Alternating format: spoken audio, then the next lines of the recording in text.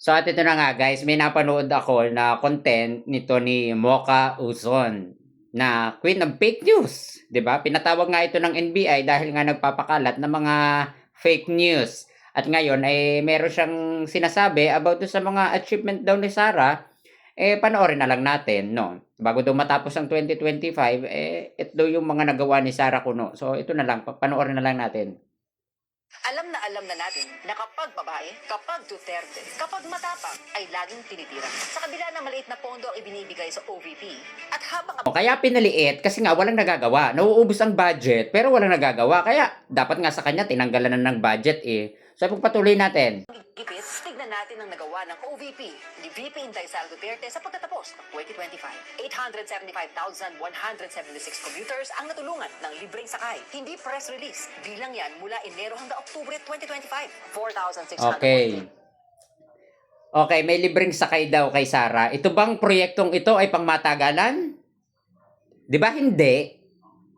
Diyos ko, dapat yung pangmatagalan. No, yung masasabi natin na deserve niyang maging presidente kasi si Sarah ay ginawa ng libre sa buong ano na, ang pamasahe. Pero yung libreng sakay, wala yan. No, meron din naman yan si PBBM. Dapat sinama mo rin si PBBM kasi may libreng sakay din. Oh, 'di ba? Wag ganun. Talaga ito si Mocha Usul, may masabi lang. So, pagpatuloy natin. Medical assistance at 1,377 burial assistance. Ayan, okay. Ito. Yung burial assistant, kahit naman sino pwede rin gawin yun, no? At saka, kailangan mo pa bang mamatay para makinabang ka doon sa programa ni Sarah? O kaya kayo mga DDS ha, magpatiwakal na kayo, magpakamatay na kayo para pakinabangan nyo yung burial na yon. So, Diyos ko, ito pa. Magsabog ng kanlaon, 73,054 families ang natulungan. Diba? 56,000 sacks of rice ang naipamahagi at ang food truck non-stop ang serbisyo sa mga rescuer at frontliners. Habang ng iba ay pakitang tao, Nagtanim ng puno. Nagpatanim ng mahigit 1 million nagpatanim. ng pagbabago campaign. Sa edukasyon, 460,272 learners nakatanggap ng pagbabago bags, school kits at support. Kaya bago tayo magpabulag sa propaganda, tignan natin ang numero. Habang sila ay puro banat, si VP Sara ay puro gawa. Ay puro satsat, si VP Sara ay Okay. Alam mo, Mocha Uson, kung talagang para sa bayan yung iyong ipinaglalaban, dapat neutral.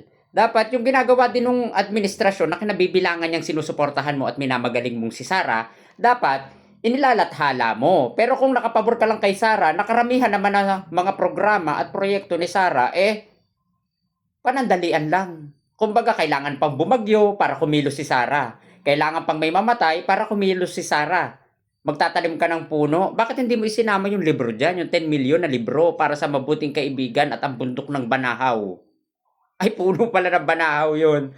Alam mo mga kauson, kung magsasabi ka naman ng mga achievement and accomplishment, yung masasabi nating matatag, kumbaga pang matagalan, yung talagang pakikinabangan, hindi yung pang panandalian lang na kailangan mo munang mamatay, kailangan mo munang bumagyo, Diyos ko, hindi kailangang ipagmalaki yan. At saka kung sinasabi mo na maliit ang budget ng Office of the Vice President, hindi po, nagkakamali kayo. Nagkakamali ka. Kasi may 612 million siya na hindi alam ng lahat kung saan napapunta yun at kung saan ginamit. No? Kaya mo kauson, magputatsing ka na lang. No? Alam ng lahat dito na ikaw ay queen of putatsing and fake news peddler na babaysot